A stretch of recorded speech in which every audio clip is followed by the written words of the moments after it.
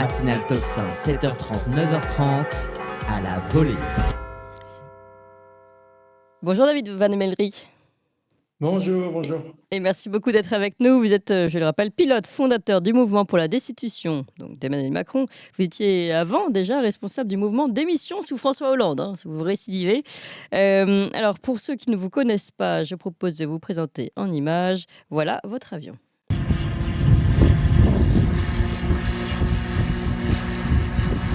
Et alors, David Van Emelric, j'aimerais bien que vous vous présentiez peut-être un petit peu depuis quand vous avez commencé à voler avec des banderoles destitution, démission, Emmanuel Macron ou François Hollande. Et puis, où en êtes-vous de votre combat ? Bon, moi, j'étais un consultant qui gagnait bien sa vie et j'ai vu des gens se faire fracasser la figure, des jeunes filles matraquées, des grands-mères gazées. Et c'était pas sous Macron, c'était effectivement sous Hollande. Et c'était des bonnes familles bien bourgeoises, bien catholiques, bien Donc, rangées avant les comme il Gilets faut. jaunes, oui. C'était en 2013. Mm. C'était en 2013. Je suis descendu dans la rue, ça m'a choqué. J'étais pas du tout politisé et je me suis dit que quel que soit le combat dans lequel on s'engage, ça suppose en fait souvent pour telle ou telle loi qu'on croit qu'on vit en démocratie. Et quand on voit que les gouvernements n'en ont rien à faire des peuples, ce que les gens ont un peu découvert avec des déclarations comme les citoyens qui machin machin, je les emmerde. Enfin, Mm. est-ce qu'un président, c'est quelqu'un qui emmerde son peuple? En fait, même un président, il n'a pas son peuple. Un président, quand on fait une réunion, il distribue la parole. Et ça fait un petit bout de temps que De Gaulle ayant fait un très grand costume, presque un costume d'empereur, mais d'empereur censé être démocratique et écouter le peuple, les gens ont essayé de rentrer dedans et les gens abusent de la fonction. Mm. Et tout ça, c'est des conclusions qu'on fait peu à peu et qui sont décourageantes jusqu'à ce qu'on devienne un révolté. Donc en 2013, je me suis révolté j'ai utilisé mes compétences et j'ai transformé mes licences de pilote en pilote du LM avec banderole parce que c'était un moyen de contourner les médias et de faire une opération d'encouragement pour tous les résistants. Oui. Ensuite, on va dire, j'ai été en exil politique quelques années. J'ai voulu revenir à l'époque des Gilets jaunes, mais c'était un mouvement qui commençait l'hiver, qui a perdu un peu ses chances, où il y a eu enfin, ses chances de gagner, on va dire. Évidemment, ça a continué, il y a eu d'autres effets, des effets de réveiller beaucoup de personnes, ça c'est très bien. Et, euh, et c'est vrai que j'ai pas voulu être éborgné, on va dire, vu qu'il y a eu beaucoup de Gilets jaunes qui ont été mutilés. Et par contre, j'ai assisté à la fois avec beaucoup d'émotions, à la fois des frustrations, de la peine pour tous ces Français qui s'en prennent plein la figure, mais aussi un émerveillement parce que des couches de résistants se lèvent les unes après les autres, que ce soit les gilets jaunes, que ce soit les soignants. À l'époque du mouvement sur les retraites, des catégories se rendent compte que le régime est juste là pour fracasser la tête des gens ou les décourager ou les acheter avec un petit chèque de 100 euros et tu ranges ton tracteur dans ton hangar. Mm. Donc voilà, c'est un peu qui je suis. Ça fait 10 ans que je me consacre au renversement du régime antidémocratique qui prétend être une république.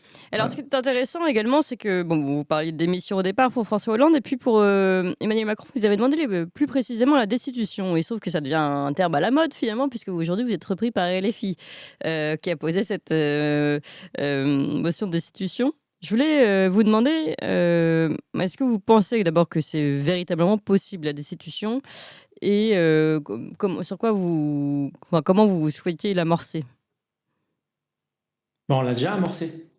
On l'a rendu accessible aux consciences des citoyens.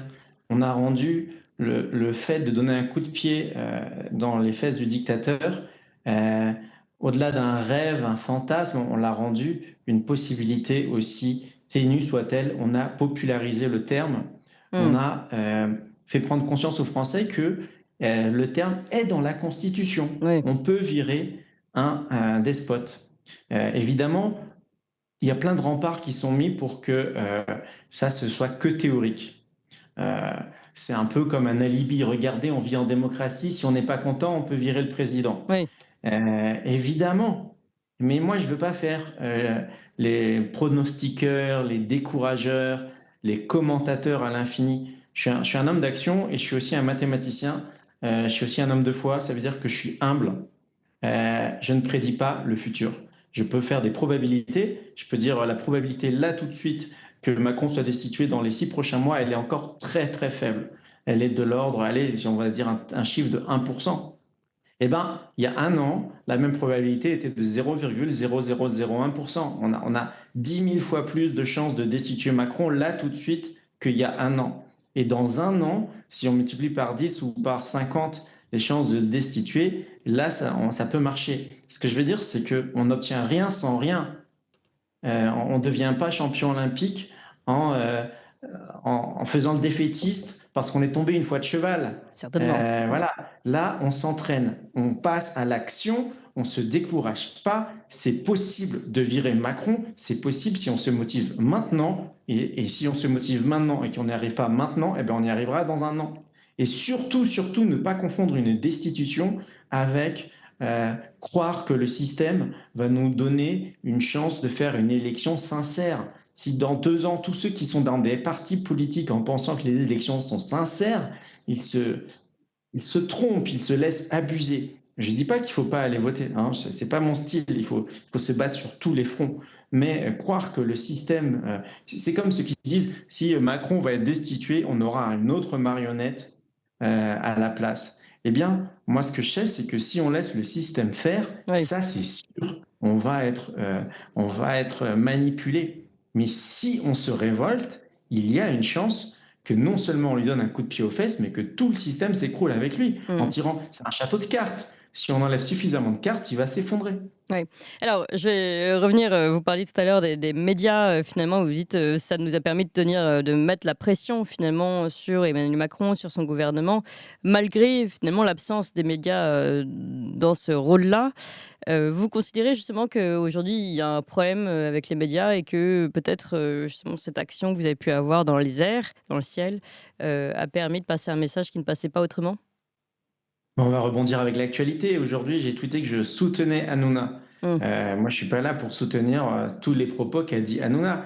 Je suis là pour faire remarquer que même quand on a plein de soutiens capitalistes, comme Hanouna a pu les avoir, hein, il était bien introduit, il a serré la main à tout le monde, eh bien, si on fait un écart de trop, on peut être censuré. Alors, vous pensez bien que celui qui appelle tout le temps, tous les jours, à ce que les Français se soulèvent contre le régime, on m'a pas fait de cadeau. Quand on m'a invité sur les médias, c'était pour me ridiculiser ou pour me faire passer pour un extrémiste totalement fou. Alors que moi, je propose d'y aller calmement et de faire une révolution pacifique. Mm. Voilà, de canaliser nos émotions et surtout d'y aller pas après pas.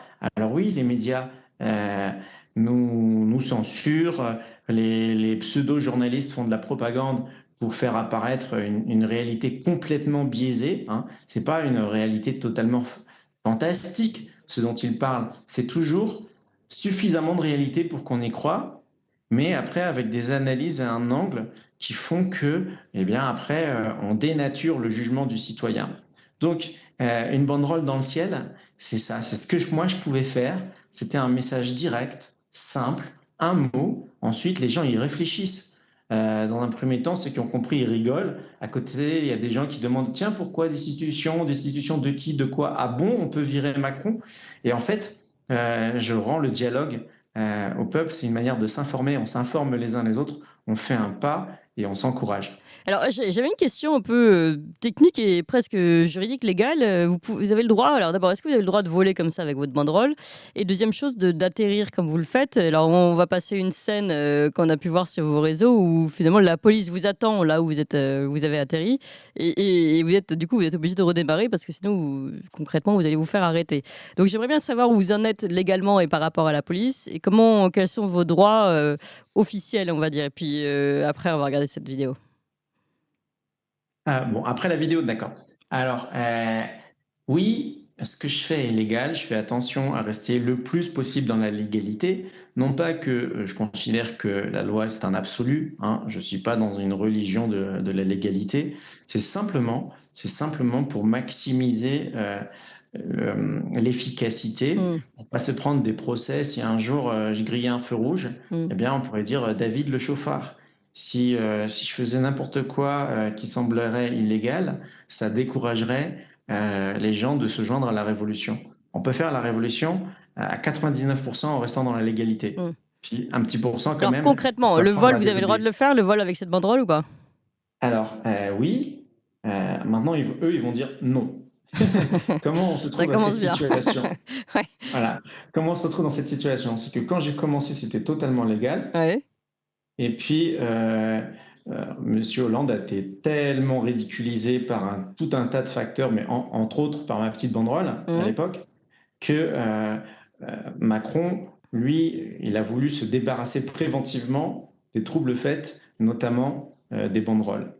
Alors il a Et fait quoi? il a fait passer une loi anti-banderole Ah oui, aérienne. c'est dingue. Simplement, comme c'est pas lui qui fait des décrets et qui l'avance de manière masquée comme Mhm. n'importe quelle dictature insidieuse, vous vous souvenez par exemple, c'était Monsieur Véran qui faisait les annonces, Oui, oui. qui étaient un peu véreuses. Hein. Mhm. C'est pas Macron. Sur Du la coup, les santé, gens ils prévu. détestent Monsieur Véran, mais qui c'est qu'il y a derrière tout ça? C'est Macron. Oui. Alors Donc il y quelle a une loi il a fait petite. passer, oui.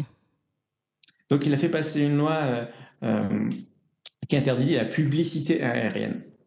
Donc c'est une question particulière. Est-ce que faire un message politique sans viser de profit, est-ce que c'est de la publicité? A Donc priori, non. toute personne digne de, voilà, toute personne qui est capable de réfléchir de manière logique avec du bon sens va dire non, mais eux, ils vont vouloir peut-être dire que c'est de la publicité. Et alors, c'est aussi pour ça que maintenant, je suis président de l'association Destitution. Avant, j'étais pilote ou fondateur des mouvements que je créais. Là, Mhm. je me suis mis président. Enfin, j'aurais expliqué aux gens qu'il fallait Mhm. absolument m'élire président Mhm. parce que ça faisait une défense au sens où C'est il y a un associatif et non article. lucratif. Non, c'est pas ça. C'est qu'il y a un article dans cette loi que si la publicité est relative à l'activité du propriétaire Mhm. de l'appareil, alors l'interdiction ne s'applique pas. Donc même si c'était de la publicité, et ben, comme je suis monsieur destitution en quelque sorte, Mhm. ce serait de la publicité relative à mon Donc, activité. officiellement, selon vous, alors maintenant tout se défend évidemment en procès, j'allais dire, a priori, vous n'êtes pas illégal quand vous voulez. Et vous pouvez vous poser où vous le souhaitez ou pas, ça, habituellement? Comment ça marche? À l'ULM, c'est très flexible, donc je peux me poser n'importe où, au sens où si un propriétaire d'un terrain, si un paysan veut que je accepte que je me pose sur sa piste, je peux. Voilà. Hmm. Après, il y a un bon millier de pistes privées ou publiques, enfin, accessibles en France, sans avoir à demander d'autorisation Oui. particulière. Vous avez une carte, Et j'imagine, avec les lieux où vous avez le droit de vous voilà. poser. Voilà, il y a beaucoup, beaucoup de champs qui sont des pistes aéronautiques. Et les gendarmes, si on appelle le gendarme du coin à la dernière minute, il est absolument pas au courant de où se trouve le champ qui est aussi une piste ULM. Donc ça me donne toujours une longueur d'avance, sauf si vraiment ils mettaient des moyens comme pour poursuivre un baron de la drogue, quoi. Ouais. Alors attendez, on va regarder cette vidéo et puis on va en parler après.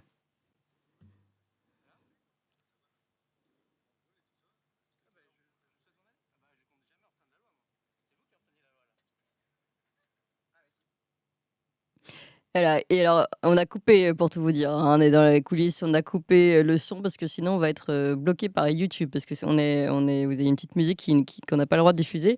En revanche, on voit que vous redémarrez, vous redécollez et finalement, bah, la voiture de police qui était venue vous chercher, vous demander vos papiers, etc., des informations et qui comptait certainement vous embarquer, bah, ils se mettent sur le côté, ils n'ont plus trop le choix là.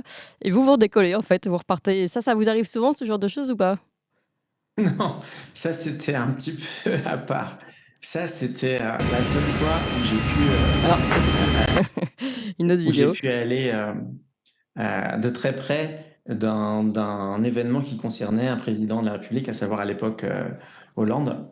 Et ils avaient envoyé de la police et de la gendarmerie et des forces armées sur tous les terrains dans un rayon d'une centaine de kilomètres. Ah, Donc ceux qui sont tombés sur ils vous moi, ils attendaient? s'attendaient. Bah oui et non, on leur avait pas dit il faut aller interdire ce pilote-là. Mmh. Ils ont dit il faut interdire tous les vols. Et puis le moment qu'ils réalisent qu'ils étaient vraiment euh, en présence du pilote qu'il fallait interdire, euh, ça leur a pris un petit peu de temps. Donc, ils auraient été un peu plus motivés s'ils avaient eu la pression lors du premier contrôle. Et il se trouve que là, vous avez mis que la première partie de la vidéo. Un peu plus loin, il y avait une dame de l'armée de l'air qui avait mis la banderole dans sa voiture. Alors, j'ai mis un temps fou à la remettre en place. alors qu'il y avait deux gendarmes qui étaient en train de vouloir me faire un contrôle d'identité. Et moi, je continuais à travailler, à remettre la banderole et tout sous leurs yeux, en leur disant de bien s'écarter car c'était une propriété privée, ma banderole, et que j'étais en train de les filmer et que je ne résistais absolument pas à mon interpellation. C'était une énorme ironie, hein. J'étais là en train de leur dire, mais bien sûr, je vous apporte mon papier d'identité tout de suite, dans la minute. Voilà. Et puis après, je cours vers eux, je leur dis, voilà, je vous montre mon papier d'identité. Voilà, vous savez lire. Mon nom, c'est David Van Emelric. Mm. Vous savez lire. Voilà, je répète, David Van Emelric. Bon, le contrôle d'identité est terminé. Je m'en vais, au revoir. Donc, évidemment, euh, c'est pas tout à fait comme ça que ça se passe un contrôle d'identité normalement. Habituellement, c'est une mesure qui est destinée la plupart du temps, dans le cadre politique, à vous arrêter, à vous priver de liberté sans le dire. Mm. Ça veut dire quoi un contrôle d'identité? Ils s'en foutent qui vous êtes en général. Ce qu'ils veulent, c'est vous arrêter. Mm.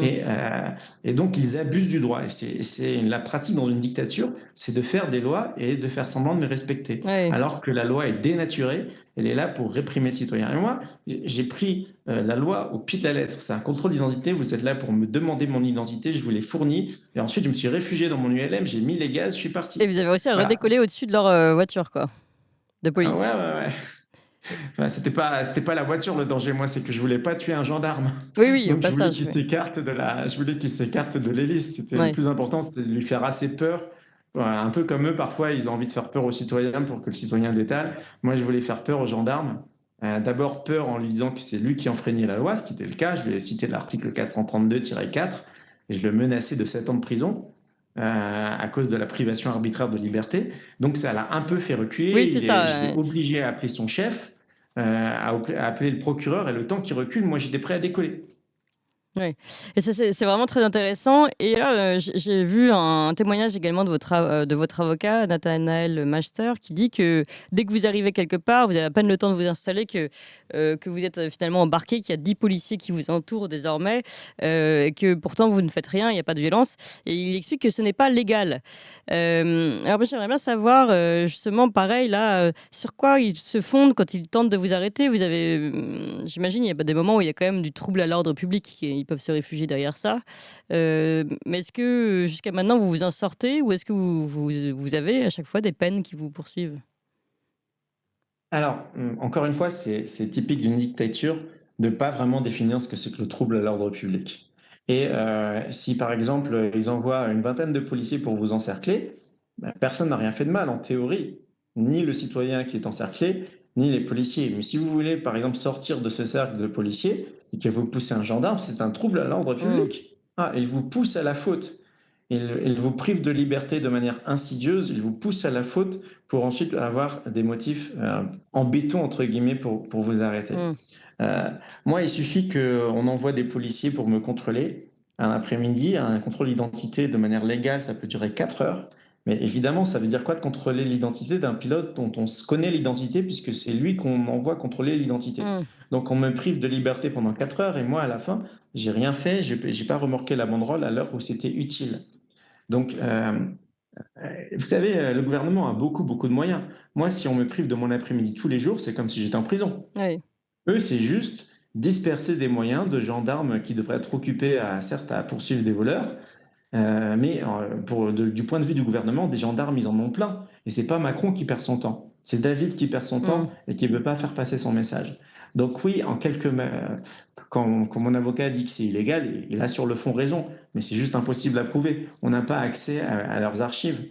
Mais par contre, on peut se baser sur le bon sens des citoyens et constater que c'est totalement illégal ce que fait le gouvernement et que tous les juges marchent dans la poche de la dictature parce qu'il n'y en a aucun pour s'emparer de ces actes arbitraires. Enfin, je veux dire, pour poursuivre ces actes arbitraires. On sait tous qu'ils préfèrent la fermer et faire une jolie carrière. Mais est-ce que finalement, aujourd'hui, vous êtes comment dire, un recherché de la police? Est-ce que finalement, aujourd'hui, vous êtes un profil recherché?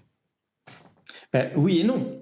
Eux, de leur côté, ils veulent absolument savoir où je suis. Il y a sûrement Mais des ils savent services de où vous renseignement habitez, généraux j'imagine. Oui. Comment? Ils savent où vous habitez de toute façon. Comment ça? Ils savent où vous habitez, j'imagine.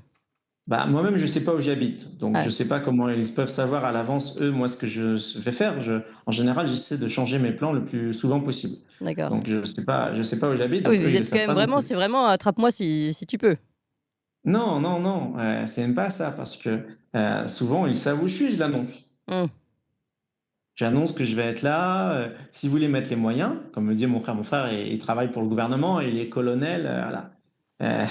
Il sait très bien que s'il voulait, choper mon ULM, s'il voulait vraiment y mettre les moyens, il mettrait 10 hélicoptères, une quinzaine de voitures gendarmerie prêtes dans tous les départements et il m'attraperait. Je suis pas un grand fugitif, au sens où, ils ont les moyens de m'attraper. Mais ce qu'ils veulent, c'est de m'attraper en y mettant des moyens qui me feraient passer pour un délinquant ordinaire, un ULMiste qui fait un trouble à l'ordre public. Ce ne serait pas normal qu'on mette des hélicoptères, ce serait la preuve qu'on vit en dictature. Donc eux, ils veulent tomber sur un jour de chance où je fais une erreur Mmh. et m'attraper la main dans le sac et que cette arrestation ait l'air proportionnée, légale, Oui. et que ce soit moi le délinquant. Oui, alors que votre objectif, c'est justement de montrer que c'est disproportionné, ce serait une bonne défense au moins, mais bon, du coup, on est quand même dans l'idée que vous ferez arrêter dans tous les cas.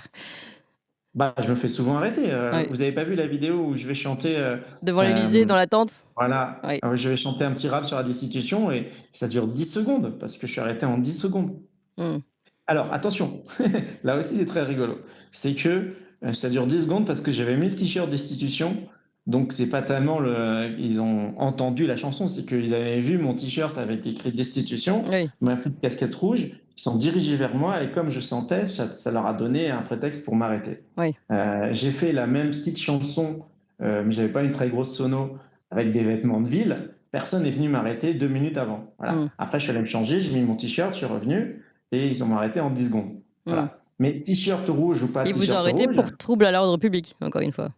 Atteinte à la sécurité de l'Élysée, bah, à côté de l'Élysée, non, j'imagine que c'est alors là, c'était devant l'Assemblée nationale. J'ai fait une autre ouais. séquence devant l'Élysée. En l'occurrence, il n'y a pas de motif. On me demande toujours pourquoi vous êtes arrêté, mais il n'y a pas de motif. Les motifs, ils les trouvent après. Mmh. Moi, le nombre de fois où j'étais au commissariat, je passais devant l'OPJ, et l'OPJ, il appelle le procureur, on dit, on lui met quoi? On lui met quoi? Et Mmh. ils ont 1 heure pour me communiquer mes droits et décider si je suis en garde à vue. En fait, ils peuvent cocher n'importe quoi, et ils peuvent le cocher a posteriori, la raison de l'arrestation. Et vous en avez fait combien des gardes à vue?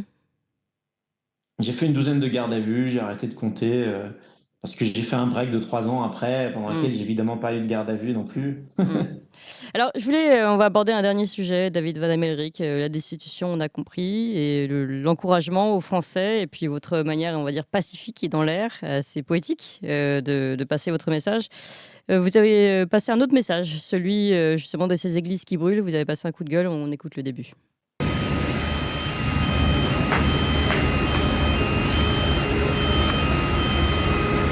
Voilà, j'ai remis comme c'était artiste Mozart. Oui, oui, exactement. D'ailleurs, c'est pour ça qu'on a coupé. Parce que nous, on ne peut pas passer les extraits musicaux. On est bloqué par YouTube. Donc, vous savez tous nos coulisses à nous également. David Van Emelric, oui, vous étiez très en colère également par cette église de Saint-Omer, cette fois-ci, hein, qu'on voyait brûler. Bah, comme je disais, Notre-Dame, Saint-Sulpice, Saint-Omer. Maintenant, il y a une carte sur les réseaux sociaux qui Mm. montre des milliers et des milliers d'églises qui ont été brûlées en 4 ans de macronisme. Oui. On me dirait c'est pas Macron qui a allumé le mégot, Bah le oui. fameux mégot qui a brûlé Notre-Dame. Oui. Alors, on n'en sait rien. On n'en sait rien. Hein. Deux, c'est les mêmes qui ricanent quand ils profanent euh, les références chrétiennes de la Sainte Seine. Oui. Donc, il y a clairement une sensibilité sataniste au gouvernement, antichrétienne. Et on me dit, oui, mais Notre-Dame, Notre-Dame. Non, Macron est quelqu'un qui adore les médailles. Donc, s'il a pu faire financer par les catholiques une reconstruction de Notre-Dame, ça ne lui a pas coûté grand-chose à lui, ça ne lui a rien coûté, et il peut se glorifier. Voilà, il est toujours là pour se mettre en avant. Oui. Donc, des incendies d'église, ça continue. Certains diront c'est les migrants. Moi, ce que j'expliquais, c'est que la plupart des migrants, ils vont certainement pas avoir les moyens ni les idées. Et puis dans la vie, ils ont autre chose à faire que de brûler des églises. Donc, à mon avis, les migrants sont une main-d'œuvre un peu trop facile à berner et à manipuler. Ils sont très nombreux. C'est comme les fois où il y a des enlèvements de fillettes. On se demande si c'est pas des pédophiles derrière. Eh bien, moi, je pense que si les migrants foutent le feu aux églises, il faut voir qui leur donne le pognon et qui leur donne les idées. Et j'ai dit sur la vidéo que c'était probablement des réseaux satanistes ou maçonniques ou les deux. Ouais. Bon, alors là, ce sont Et des peut-être Macron accusations. derrière aussi. Oui, alors là, ce sont des accusations très fortes. Évidemment, on est obligé, nous, de prendre nos distances par rapport à ces propos. Vous comprenez Je comprends. pourquoi, David Van Emmerik. Mais est-ce que le problème, c'est que là, il y en a beaucoup, beaucoup. D'ailleurs, on voit aussi des journaux désormais parler après l'incendie de Saint-Omer, un autre désastre, celui des réseaux sociaux. J'ai pu lire ça aujourd'hui. Et de toute cette, comment, je sais plus comment ils appellent ça, vague de fake news concernant évidemment toutes les personnes qui peuvent considérer qu'il y a des réseaux derrière et qui pourraient, pourquoi pas, alimenter les incendies ou mettre en feu les églises. Le problème aujourd'hui pour nous autres, c'est qu'on n'a pas forcément plus d'éléments que ça. On est que dans l'interrogation.